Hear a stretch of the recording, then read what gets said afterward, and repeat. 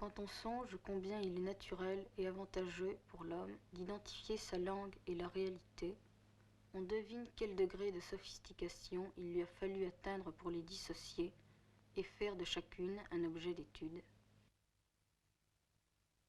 Ceci est une citation du livre d'André Martinet, Éléments de linguistique générale. Le documentaire que vous allez voir s'appelle Critique de la séparation. Il a été écrit et réalisé par Guy Debord. Les images sont d'André Mrugalski. Chantal Delattre a fait le montage.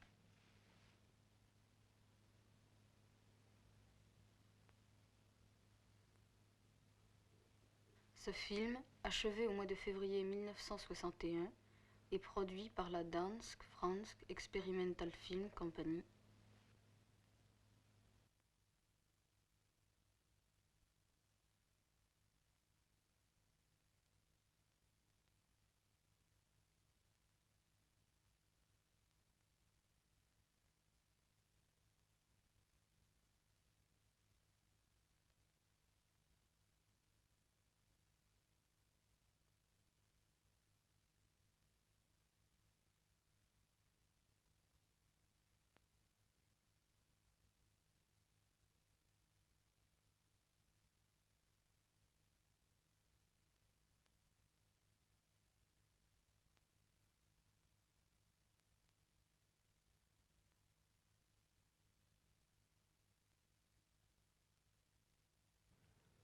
On ne sait que dire.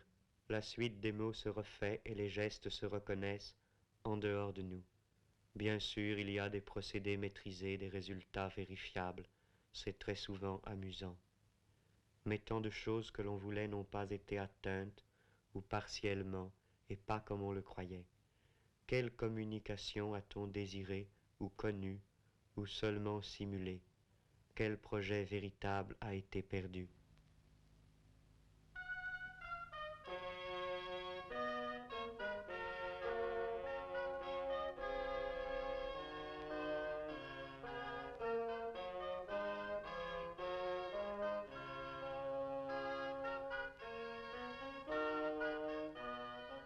Le spectacle cinématographique a ses règles qui permettent d'aboutir à des produits satisfaisants. Cependant, la réalité dont il faut partir, c'est l'insatisfaction. La fonction du cinéma est de présenter une fausse cohérence isolée, dramatique ou documentaire, comme remplacement d'une communication et d'une activité absente. Pour démystifier le cinéma documentaire, il faut dissoudre ce que l'on appelle son sujet.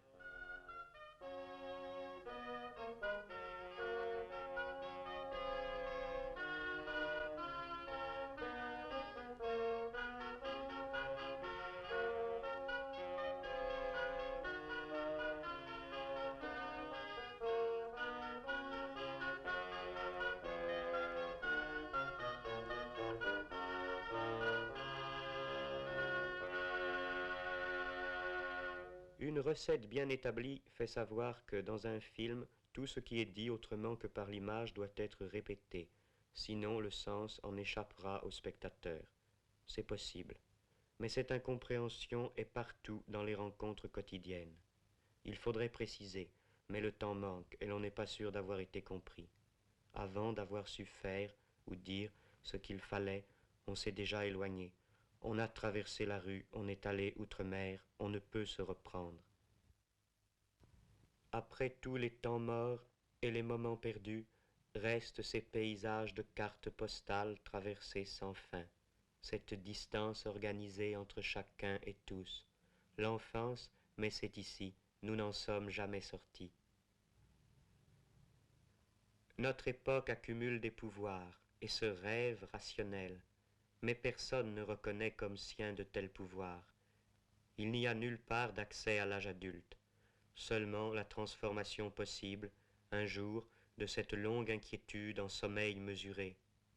C'est parce que personne ne cesse d'être tenu en tutelle. La question n'est pas de constater que les gens vivent plus ou moins pauvrement, mais toujours d'une manière qui leur échappe. En même temps, c'est un monde où nous avons fait l'apprentissage du changement. Rien ne s'y arrête. Il apparaît sans cesse plus mobile. Et ceux qui le produisent, jour après jour contre eux-mêmes, peuvent se l'approprier, je le sais bien.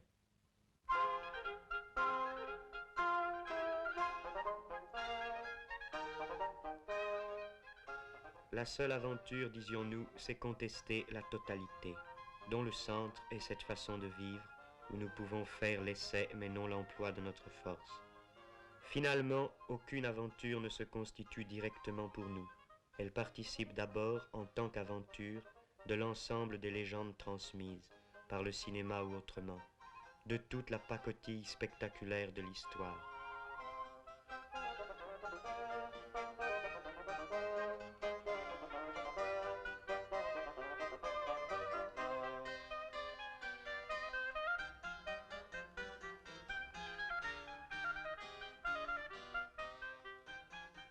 Avant la domination collective de l'environnement, il n'y a pas encore d'individus, mais des ombres hantant les choses qui leur sont anarchiquement données par d'autres. Nous rencontrons, dans des situations occasionnelles, des gens séparés qui vont au hasard. Leurs émotions divergentes se neutralisent et maintiennent leur solide environnement d'ennui. Aussi longtemps que nous ne pourrons faire nous-mêmes notre histoire, créer librement les situations, l'effort vers l'unité introduit d'autres ruptures. La recherche d'une activité centrale en vient à constituer quelques spécialisations nouvelles.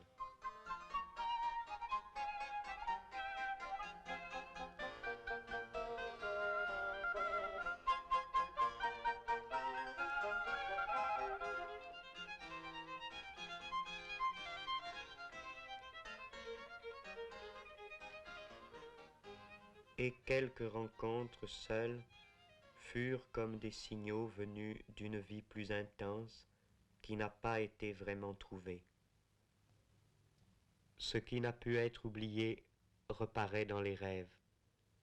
À la fin de ce genre de rêve, dans le demi-sommeil, les événements sont encore tenus pour réels un bref instant.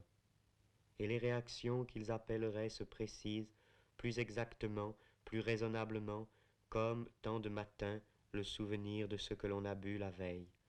Ensuite vient la conscience que tout est faux, que ce n'est qu'un rêve, qu'il n'y a pas de fait nouveau, pas de retour vers cela, pas de prise. Ces rêves sont des éclats du passé non résolu. Ils éclairent unilatéralement des moments autrefois vécus dans la confusion et le doute. Ils font une publicité sans nuance pour ceux de nos besoins qui sont devenus sans réponse.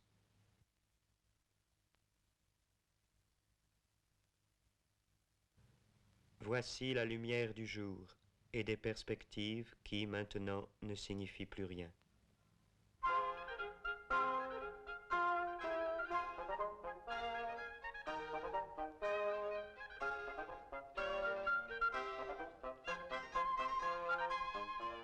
Les secteurs d'une ville sont à un certain niveau lisibles, mais le sens qu'ils ont eu pour nous, personnellement, est intransmissible, comme toute cette clandestinité de la vie privée, sur laquelle on ne possède jamais que des documents dérisoires. L'information officielle est ailleurs. La société se renvoie sa propre image historique seulement comme l'histoire superficielle et statique de ses dirigeants, ceux qui incarnent la fatalité extérieure de ce qui se fait. Le secteur des dirigeants est celui-là même du spectacle. Le cinéma leur va bien. D'ailleurs, le cinéma propose partout des conduites exemplaires, fait des héros, sur le même vieux modèle que ceux-ci, avec tout ce qu'ils touchent. Pourtant, tout équilibre existant est remis en question chaque fois que des hommes inconnus essaient de vivre autrement. Mais toujours ce fut au loin. On l'apprend par les journaux, par les actualités. On reste à l'extérieur de ceci, comme devant un spectacle de plus. Nous en sommes séparés par notre propre non-intervention. C'est assez décevant quant à nous-mêmes. À quel moment le choix a-t-il tardé? Quand l'occasion a-t-elle été manquée? Nous n'avons pas trouvé les armes qu'il fallait, nous avons laissé faire.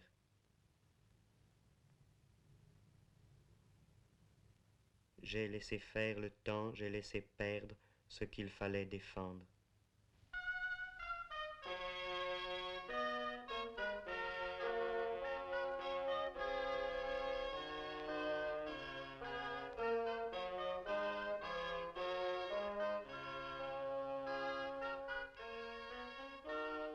Cette critique générale de la séparation contient évidemment et recouvre quelques données particulières de la mémoire, une peine moins reconnue, la conscience d'une indignité moins explicable. De quelle séparation précise s'agissait-il? Comme nous avons vécu vite, c'est à ce point de notre histoire irréfléchie que je nous revois. Tout ce qui concerne la sphère de la perte, c'est-à-dire aussi bien ce que j'ai perdu de moi-même, le temps passé, et la disparition, la fuite, et plus généralement l'écoulement des choses, et même au sens social dominant, au sens donc le plus vulgaire de l'emploi du temps, ce qui s'appelle le temps perdu, rencontre étrangement dans cette ancienne expression militaire en enfant perdu, rencontre la sphère de la découverte, de l'exploration d'un terrain inconnu, toutes les formes de la recherche, de l'aventure, de l'avant-garde. C'est à ce carrefour que nous nous sommes trouvés et perdus. Tout ceci, il faut en convenir, n'est pas clair. C'est un monologue d'ivrogne, tout à fait classique, avec ses allusions incompréhensibles et son débit fatigant, avec ses phrases vaines qui n'attendent pas de réponse et ses explications sentencieuses et ses silences.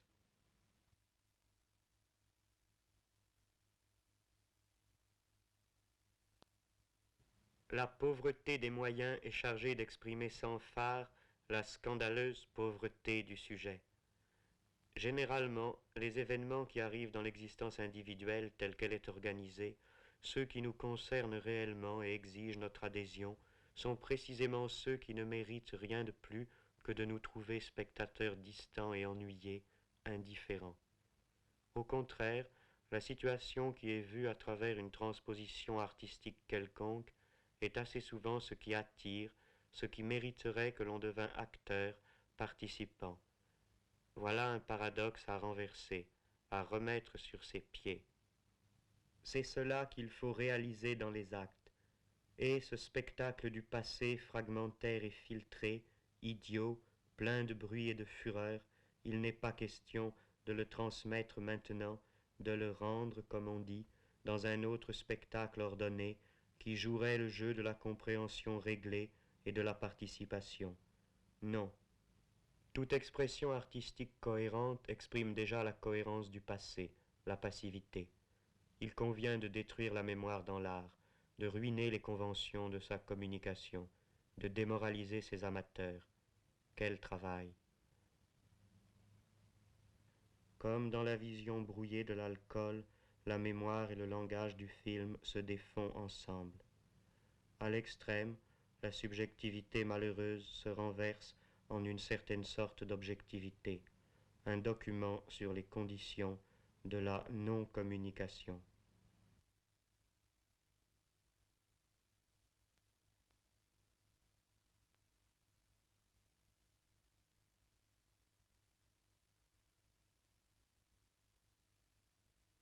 Par exemple, je ne parle pas d'elle. Faux visage, faux rapport. Un personnage réel est séparé de qui l'interprète, ne serait-ce que par le temps passé entre l'événement et son évocation, par une distance qui grandira toujours, qui grandit en ce moment. Comme l'expression conservée reste elle-même en tout cas séparée de ceux qui l'entendent, abstraitement et sans pouvoir sur elle. Le spectacle, dans toute son étendue, c'est l'époque, dans laquelle une certaine jeunesse s'est reconnue, le décalage entre cette image et les résultats. Quel aspect, quel goût, quel refus et quel projet la définissaient alors, et puis comment elle s'est avancée dans la vie courante.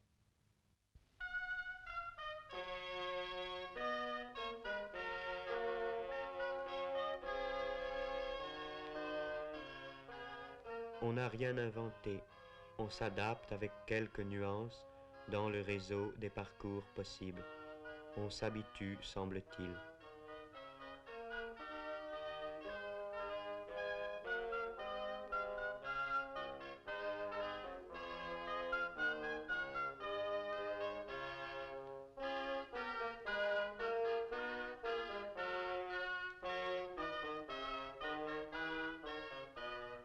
Au retour d'une entreprise, toutes gens du monde ont moins de cœur qu'à l'aller. Beaux enfants, l'aventure est morte.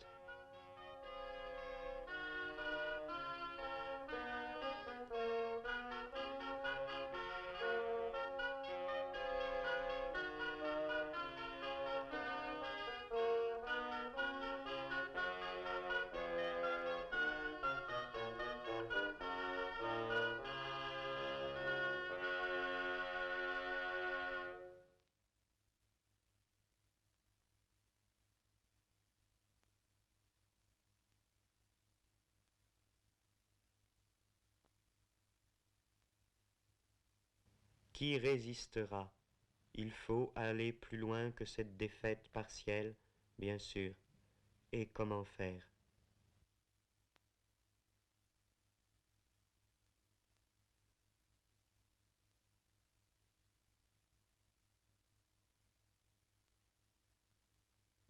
C'est un film qui s'interrompt mais ne s'achève pas.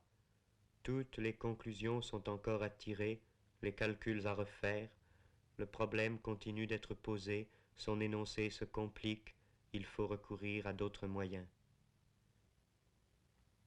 Ce message informel, de même qu'il n'avait pas de raison profonde de commencer, de même n'en a pas de finir. Je commence à peine à vous faire comprendre que je ne veux pas jouer ce jeu-là.